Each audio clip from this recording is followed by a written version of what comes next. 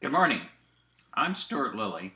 I've been a member of St. Richard's for 3 years and a member of the vestry for the past 2 years. In church circles, stewardship is typically understood in the more narrow meaning of financial giving.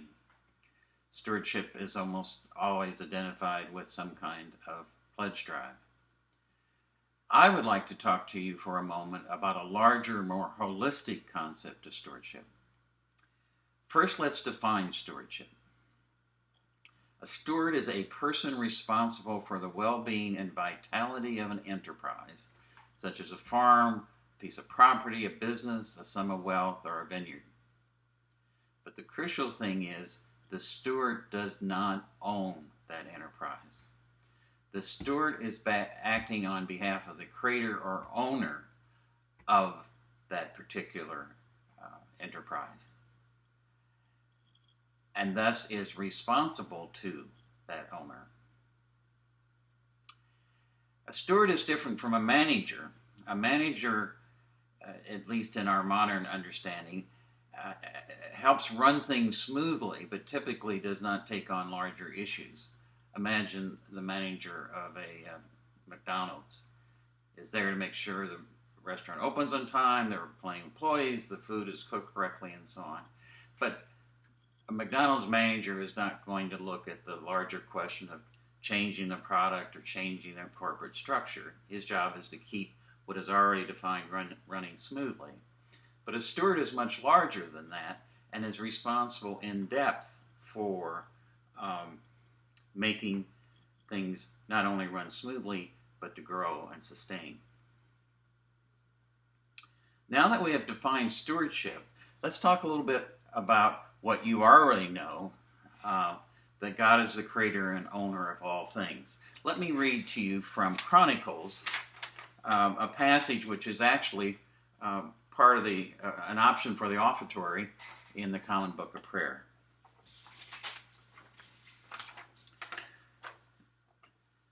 Your, O Lord, is the greatness, the power, the glory, the victory, and the majesty, for everything in heaven and on earth is yours. Yours, O Lord, is the kingdom, and you are exalted as head over all. This makes very clear in a very direct fashion that God is both the creator and owner of the universe, and we are on the earth, we are put on the earth by God to be stewards of that creation. Now, if we think of stewardship in this larger sense of being stewards for the totality of the world about us, it has some interesting implications. One example that kind of intrigues me is our own bodies. We do not, in a sense, own our bodies outright. Our bodies are a gift from God, and we are stewards of those bodies. Therefore, we are not free to abuse, neglect, or do harm to our bodies because they are not ours. We are stewards of those bodies. They're not ours to do as we wish. But rather, we have an obligation to maintain our health and strengthen our bodies and provide for our own well-being as stewards. But an even larger implication is that God has created earth and the universe around us, and thus we are stewards of the earth.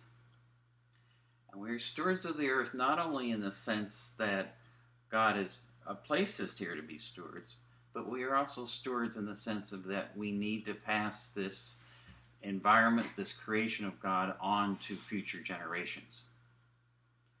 And thus we have a sort of double responsibility for maintaining the well-being of the earth. It's a rather frightening thought to think if God came down to earth and called us all together and asked, how are you doing on your stewardship of the earth and its environment? It would be an awkward moment, to say the least. Now that we understand stewardship in this larger, holistic sense, we can see that stewardship in the sense of giving, of contributions, as an important part of that larger picture. Fortunately, many of us have been successful stewards and are returning a gift that God has given us in His grace when we make contributions. We are sharing what is never completely owned by us in the first place. We are returning a gift. As one writer said, we need to move church stewardship from April 15th to December 25th. To see our contributions not as a burdensome tax, not as something that we are forced or shamed into doing, but as a rejoicing in the good fortune God has beset upon us as the creator of all things. So in contemplating your contribution to St. Richard's, I urge you to consider stewardship in this larger sense. At least for me, it has transformed my outlook toward giving. Thank you.